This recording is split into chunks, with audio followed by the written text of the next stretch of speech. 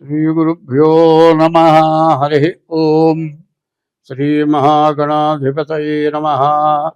హరి ఓం. అయం ముహూర్తః సుముహూర్తోస్తు. సుముహూర్తకాలే సూర్యాదీనాం నవానాం గ్రహాణాం అనుకూల్యతా వసద్ధరస్తు. యః కర్తా జగతాం భర్తా సంహర్తా మహసాం నిధి. ప్రణమామి తమాదిత్యం బహిరంతస్తమోపహం. 2026 సంవత్సరం మార్చి నెల 19వ తారీఖు పరాభవనవ సంవత్సరం ప్రారంభమైంది. ఇది 2027 సంవత్సరం మార్చి నెల అంతం వరకు కూడా ఈ పరాభవనవ సంవత్సరం జరుగుతుంది. ఈ సంవత్సర ఫలితాలు చెప్పుకుందాం. అయితే 8వ రాశి వృశ్చిక రాశి ఫలితాలు చెప్పుకుందాం. ఈ వృశ్చిక రాశి ఎట్లా ఉన్నది చూద్దాం. ఈ వృశ్చిక రాశి చెప్పాలి అంటే ఏమీ బాగాలేదు. ఏ గ్రహాల వల్ల ఎటువంటి ప్రయోజనం లేదు. ఈ రాశి వాళ్ళకి పూర్తిగా నష్టాలు కష్టాలు ఎక్కువగా ఉన్నాయి. మరి ఏ గ్రహం కూడా ఉపయోగపడే పరిస్థితి లేదు. ఈ వృశ్చిక రాశి వాళ్ళు ఏ వ్యాపారం కానీ కొత్త వృత్తులు ఏవి చేయకూడదు. ఏదైనా కొత్త వ్యాపారాలు కొత్త ఉద్యోగాలు చేయొద్దు. నీవు చేసే ఉద్యోగం నువ్వు చేసే వ్యాపారం దాన్నే జాగ్రత్తగా చేసుకోవాలి. ఎవరికి అప్పులు పెట్టకూడదు. ఎవరైనా చీట్లు పాడుకుంటే హామీలు ఉండకూడదు. ఎవరైనా ఆస్తి రిజిస్టర్లలో సాక్ష్య సంతకాలు హామీ సంతకాలు పెట్టకూడదు. ఇట్లాంటివి ఏదన్నా జరిగితే గాంబ్లింగ్ రిజిస్టర్లు చీట్లు పాడుకొని ఎగ్గొట్టిపోవటం, దానివల్ల మిమ్మల్ని మీ ఆస్తిని అమ్మినా కూడా బాకీ తీరక జైలుకు పోయే పరిస్థితి ఉన్నది. కాబట్టి ఈ రాశి వాళ్ళ పరిస్థితి ఏం చెప్పాలి అంటే ఏమీ చేయకుండా ఇంట్లో కూర్చొని తింటే రైతు. తినడానికి ఎట్లా వస్తుందయా అంటే గంజి తాగినా పర్వాలేదు, కానీ ఉన్నదాన్ని పోగొట్టుకుంటే మళ్ళీ సంపాదించడం. కాబట్టి ఈ టైము పూర్తిగా నష్టదాయకమైన టైం కనబడుతుంది. ఈ రాశి వాళ్ళు 9 గ్రహాలకి కూడా జపాలు చేయించుకోవాలి. మీ డేట్ ఆఫ్ బర్త్ ద్వారా జాతకం చూపించుకోవాలి.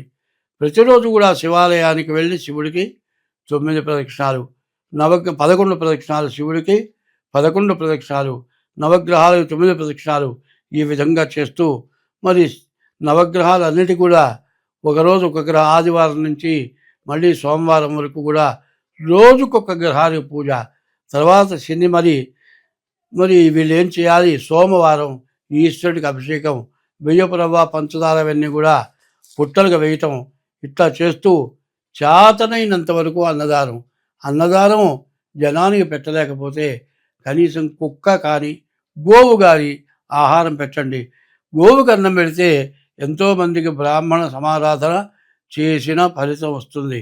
కాబట్టి ఈ రాశి వాళ్ళు ఈ అష్టమ శని నుంచి, ఈ అష్టమ రాశి మరి వృశ్చిక రాశి నుంచి బయటపడాలి అంటే మీరు ఎంత జాగ్రత్తగా ఉంటే. ఇప్పుడు ఆదాయ వ్యయాలు, వచ్చే ఆదాయం అంతా ఖర్చు అంతా. ఇది 12 రాశులకి, మేషం దగ్గర నుంచి మీనం వరకు. ముందు మేషరాశి 11 ఆదాయం 5 ఖర్చు. వృషభ రాశి 5 ఆదాయం 14 ఖర్చు. మిథున రాశి 8 ఆదాయం 11 ఖర్చు. 5 సింహరాశి 5 ఆదాయం 5 ఖర్చు. 6 కన్యా రాశి 8 ఆదాయం 11 ఖర్చు. 7 తులారాశి 5 ఆదాయం 11 ఖర్చు.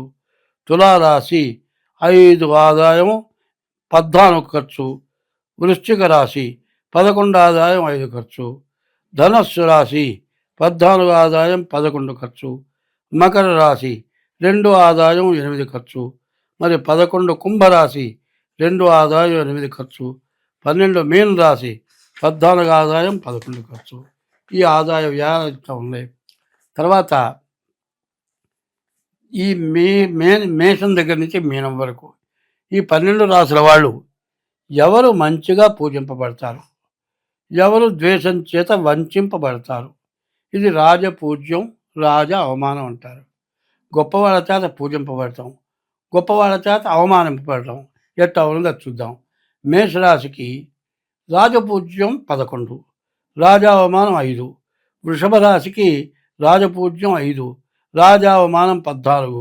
మిథున రాశికి రాజపూజ్యం 8, రాజావమానం 11.